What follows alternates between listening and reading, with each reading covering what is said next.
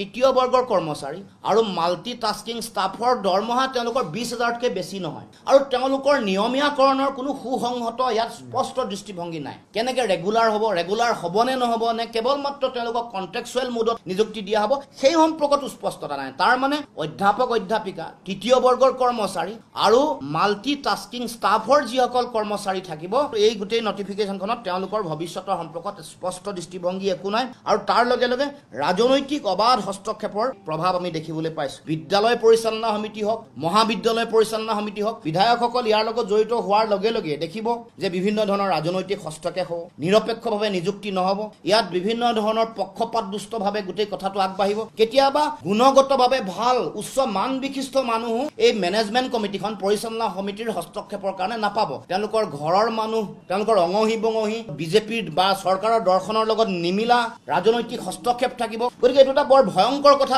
অসমৰ মুখ্যমন্ত্ৰী অসমৰ শিক্ষামন্ত্ৰী তেখেতসকলে এই কথাবোৰ গুৰুত্ব সহকাৰে সকলোৱে উপলব্ধি কৰি গৱেষক ছাত্ৰ ছাত্ৰী তেওঁলোকৰ যিটো আহ্বান সেই আহ্বান চৰকাৰে যাতে গুৰুত্ব সহকাৰে লৈ এখন অফিচ মেমৰেণ্ডাম যাতে তেওঁলোকে কেঞ্চেল কৰে আৰু তাৰ লগে লগে যিসকল মেধাসম্পন্ন ছাত্ৰ ছাত্ৰী তেওঁলোকৰ ভৱিষ্যত যাতে সুৰক্ষিত কৰে তাৰ কাৰণে মই চৰকাৰক আহ্বান জনাইছোঁ আমাৰ যিসমূহ চৰকাৰী মডেল ডিগ্ৰী মহাবিদ্যালয় আছে তাত অধ্যাপকৰ সহযোগী অধ্যাপকৰ নিযুক্তি বিভিন্ন ধৰণৰ গ্ৰেড 3 আৰু মাল্টি টাস্কিং যিটো স্কিলৰ কাৰণে বিভিন্ন ধৰণৰ কৰ্মচাৰী নিযুক্তি দিয়ে সেই সম্পৰ্কত বিভিন্ন নতুন নিয়মাৱলী তেওঁলোকে প্ৰকাশ কৰিছে এই গোটেইকেইটা গুৰুত্বপূৰ্ণ বিষয় আৰু এটা জাতীয় দায়িত্ব কাৰণ এই গোটেই বিষয়টোৰ লগত শিক্ষা ব্যৱস্থা উচ্চ শিক্ষা খণ্ড গৱেষণা মহাবিদ্যালয়সমূহত অধ্যাপনা কৰিবলৈ আগবাঢ়ি অহা এই সমগ্ৰ বিষয়টো যিহেতু জড়িত হৈ আছে গতিকে আমি এই বিষয়সমূহত আমাৰ দৃষ্টিভংগী স্পষ্ট কৰিব কৈছোঁ মূল বিষয় এই গোটেই কথাটোৱে সামূহিক এটা প্ৰভাৱ পেলাব কাৰণ বিভিন্ন ধৰণৰ কথা ইয়াত উল্লেখ কৰিছে বিশেষকৈ নিযুক্তি সম্পৰ্কীয় কথা তেওঁলোকৰ যিখন অফিচ মেমৰেণ্ডাম তাত আপোনালোকে সিলেকশ্যন প্ৰচিডিউৰ যদি চাই তাত দেখা পাব তেওঁলোকে কৈছে যে মডেল যিসমূহ ডিগ্ৰী কলেজ আছে তাত 50% তেওঁলোকে অৱসৰপ্ৰাপ্ত যিসকল অধ্যাপক আছে তেওঁলোকক নিযুক্তি দিব 50% নতুন যিসকলে নেট স্লেট ইতিমধ্যে উত্তীৰ্ণ হৈছে যিসকলৰ PhD বা MPhil সম্পূৰ্ণ হৈছে তেওঁলোকক নিযুক্তি দিব কিন্তু এই একেখন মেমৰেণ্ডামতে যদি তললে চাই আপুনি দেখিব সেকেন্ড পেৰাটোত তাৰ অতি বিসংগতিপূৰ্ণ কথা এটা কৈছে যে 3টা পোষ্ট যদি ক্ৰিয়েট হয় 2টা অৱসৰপ্ৰাপ্ত শিক্ষক আৰু এটা পোষ্ট নতুন শিক্ষকে পাব তাৰমানে 50-50 যিটো তেওঁলোকে কৈছিল 50% ৰিজাৰ্ভেশ্যন ফৰ বোথ তাৰ পিছতেই গোটেই নটিফিকেশ্যনখনত অতি ভুলবশত তেওঁলোকে পুৰণা যিসকল অধ্যাপক আছে তেওঁলোকৰ কাৰণে 66.67% ৰিজাৰ্ভেশ্যনৰ কথাটো ইয়াত উল্লেখ কৰিছে তাৰ উপৰিও 5 বছৰৰ কাৰণে তেওঁলোকে এই গোটেই কথাটো হোৱাৰ কথা তেওঁলোকে উল্লেখ কৰিছে মূল কথাটো হ'ল যে আমাৰ যিসকল অৱসৰপ্ৰাপ্ত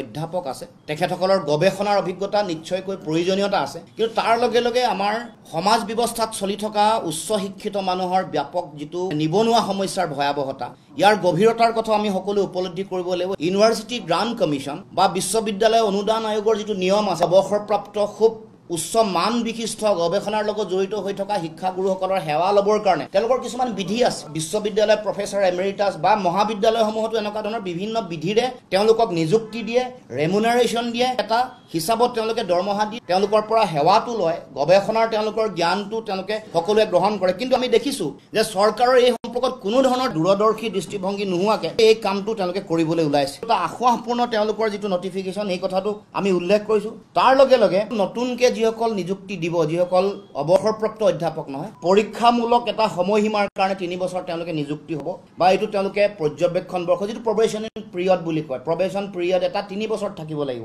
3 বছৰ প্ৰবেশনাৰী পিৰিয়ড এটা থকাটো আচলতে অৰ্থহীন এটা বিষয় 6 মাহ হ'ব পাৰে 1 বছৰ হ'ব পাৰে কিন্তু 3টাকে বছৰ তাৰ পিছতো তেওঁলোকৰ নিযুক্তিৰ কোনো নিশ্চয়তা নাই তাৰ কাৰণে এনেকুৱা কিছুমান তেওঁলোকক টাস্ক দিয়া হৈছে এনেকুৱা কিছুমান অতি টাফ তেওঁলোকক এটা বিষয় দিয়া হৈছে বিশেষকৈ মেজৰ প্ৰজেক্ট আৰু মাইনৰ ৰিচাৰ্চ প্ৰজেক্টত আনিব লাগিব তেওঁলোকে এইটো তেওঁলোকৰ বাধ্যবাধকতা আছে দ্বিতীয়তে বিভিন্ন ইণ্টাৰনেশ্যনেল আলোচনা চক্ৰ তেওঁলোকে অনুষ্ঠিত কৰিব লাগিব তেওঁলোকৰ উদ্যোগত আয়োজন হ'ব লাগিব গৱেষণা প্ৰকল্পৰ কথা ইতিমধ্যে মই উল্লেখ কৰিছোঁ তাৰ উপৰিও মহাবিদ্যালয়ৰ প্ৰশাসনিক কাম কাজতো তেওঁলোক জড়িত হ'ব লাগিব এই 3টা বছৰ কিন্তু ইয়াৰ লগত মানে তেওঁলোকৰ ভৱিষ্যতটো সুৰক্ষিত নহয়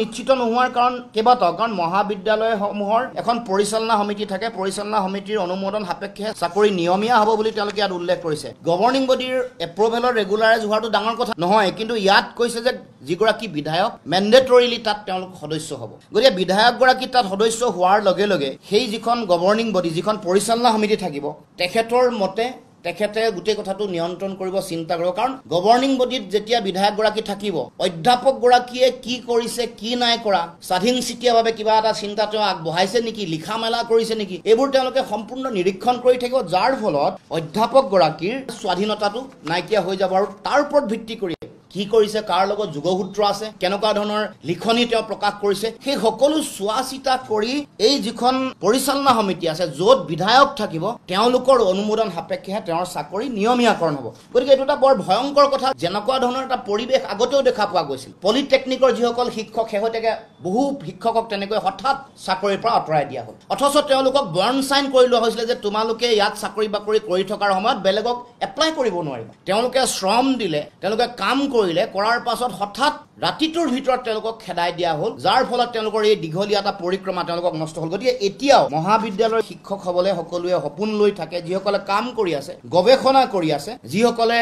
এমফিল কৰিছে সম্পূৰ্ণ হৈছে বা পিএইচডিও সম্পূৰ্ণ হৈছে তেওঁলোকৰ জীৱনলৈ এটা প্ৰত্যাহ্বান নামি আহিব কাৰণ 2017 চনৰ 25 এপ্ৰিলত যেতিয়া চৰকাৰৰ ফালৰ পৰা এখন নটিফিকেশ্যন প্ৰকাশ কৰিছিলে তাত কিন্তু এই যিটো চৰকাৰী যিটো হস্তক্ষেপ এইটো বন্ধ কৰিবৰ কাৰণে স্পষ্টকৈ উল্লেখ আছে তাৰমানে পৰিচালনা সমিতিত পলিটিকেল মানুহ মানে ৰাজনৈতিকভাৱে জড়িত হোৱা মানুহ যাতে থাকিব নালাগে এইটো সৰ্বানন্দ সোণোৱাল মুখ্যমন্ত্ৰী হৈ থাকোঁতে হায়াৰ এডুকেশ্যন ডিপাৰ্টমেণ্টৰ ফালৰ তেওঁলোকৰ যিখন জাননী আহিছিলে তাত বাৰণ কৰিছে পোনপটীয়াকৈ বাধা দিছে তাৰমানে 17 চনৰ যিখন তেওঁলোকৰ মেমৰেণ্ডাম অধিসূচনা যিখন আৰু এইবাৰৰ 2025 চনৰ অফিচ মেমৰেণ্ডামৰ মাজত এটা আকাশ পাতল পাৰ্থক্য আছে শিক্ষানুষ্ঠানসমূহত যিটো অবৈধ ৰাজনৈতিক হস্তক্ষেপ এইটোৰ আমি বিৰোধিতা কৰি আহিছোঁ মানে একাডেমিক যিটো গভৰ্নেন্স বা বিদ্যায়তনিক যিটো পৰিচালনা সেই পৰিচালনাটোৰ লগত যাতে পলিটিকেল ইনফ্লুৱেঞ্চ কোনো কাৰণতে একলগ নহয় ৰাজনৈতিক হস্তক্ষেপটো যাতে একলগ নহয় সেই কথাটো বহু দিনৰ পৰা আমি দাবী কৰি আহিছোঁ সেইকাৰণে বিদ্যালয় পৰিচালনা সমিতি হওক মহাবিদ্যালয় পৰিচালনা সমিতি হওক সকলোতে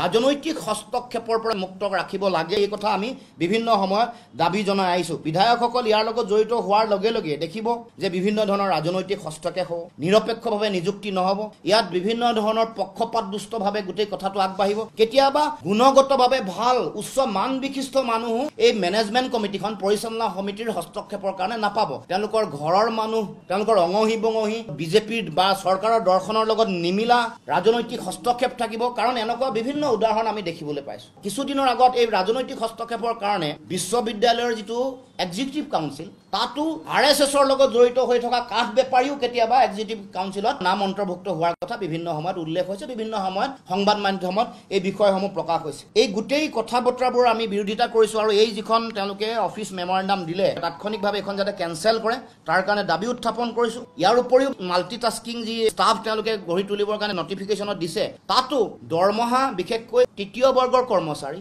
আৰু মাল্টিটাস্কিং ষ্টাফৰ দৰমহা তেওঁলোকৰ 20,000তকৈ বেছি নহয় লেছ দেন 20,000 আৰু তেওঁলোকৰ নিয়মীয়াকৰণৰ কোনো সুসংহত ইয়াত স্পষ্ট দৃষ্টিভংগী নাই কেনেকৈ ৰেগুলাৰ হ'ব নে নহ'ব নে কেৱল মাত্ৰ তেওঁলোকক কণ্ট্ৰেকচুৱেল মুডত নিযুক্তি দিয়া হ'ব সেই সম্পৰ্কতো স্পষ্টতা নাই তাৰ মানে অধ্যাপক অধ্যাপিকা তৃতীয় বৰ্গৰ কৰ্মচাৰী আৰু মাল্টিটাস্কিং ষ্টাফৰ যিসকল কৰ্মচাৰী থাকিব এই গোটেই নটিফিকেশ্যনখনত তেওঁলোকৰ ভৱিষ্যতৰ সম্পৰ্কত স্পষ্ট দৃষ্টিভংগী একো নাই আৰু তাৰ লগে লগে ৰাজনৈতিক অবাধ হস্তক্ষেপৰ প্ৰভাৱ আমি দেখিবলৈ পাইছোঁ এতিয়া যিসকল ছাত্ৰ ছাত্ৰীয়ে নিজে শিক্ষকতা কৰিম বুলি ভাবে বিশ্ববিদ্যালয় বা মহাবিদ্যালয়ৰ অধ্যাপক বা অধ্যাপিকা হ'ম বুলি ভাবে তেখেতসকলৰ কাৰণে নিৰাশাজনক কথা কাৰণ 3 বছৰ যেতিয়া প্ৰবেজনাৰী পিৰিয়ডত কোনোবা থাকিব থকাৰ পাছত যেতিয়া তেওঁলোকে নিৰাপত্তাহীনতাত ভুগিব আৰু তেওঁলোকৰ অবৈধ ৰাজনৈতিক হস্তক্ষেপৰ কথা যেতিয়া আহিব তেতিয়া ছাত্ৰ ছাত্ৰীসকলে গৱেষণা কৰিব পৰা যিটো তেওঁলোকৰ মটিভেশ্যন এইটো লাহে লাহে কমি আহিব যাৰ ফলত সামূহিক প্ৰভাৱ পৰিব গোটেই ছাত্ৰ ছাত্ৰী যিসকল আণ্ডাৰ গ্ৰেজুৱেট তাৰমানে স্নাতক যিসকল ছাত্ৰ ছাত্ৰী আছে স্নাতকোত্তৰ যিসকল অধ্যয়ন কৰি থকা ছাত্ৰ ছাত্ৰী আছে তেওঁলোকৰ ওপৰত এটা মনোবৈজ্ঞানিক প্ৰভাৱ পৰিব সাইকোলজিকেল প্ৰভাৱ যে 3 বছৰ লাগিব তাৰ পাছত এই দীঘলীয়া টাস্ক এটা থাকিব এই বিভিন্ন ধৰণৰ কাম কাজত তেওঁলোকক ব্যৱহাৰ কৰিব নতুনকৈ অহা কোনো এগৰাকী ব্যক্তিয়ে এটা মেজৰ প্ৰজেক্ট কোনোবা অনুষ্ঠানৰ পৰা অনাটো ইমান সহজ কথা নহয় কাৰণ নতুন এগৰাকী অধ্যাপক গৱেষণা শেষ কৰিছে ইতিমধ্যে তাৰপিছত জইন কৰিয়েই তাকো প্ৰবেজনাৰী পিৰিয়ডত থাকিব এই পিৰিয়ডত থকা কোনোবা এগৰাকী মানুহক 3 বছৰৰ কাৰণে বা এবছৰ 2 বছৰৰ কাৰণে কোনে মেজৰ ৰিচাৰ্চ প্ৰজেক্ট দিব এই ধৰণৰ একেবাৰে অবিজ্ঞানসন্মত কথা বতৰাৰে এইখন যিখন অফিচ মেমৰেণ্ডাম তেওঁলোকে দিবলৈ চিন্তা চৰ্চা কৰিছে আৰু তাতোকৈ ডাঙৰ কথা হ'ল যে যিটো এছিষ্টেণ্ট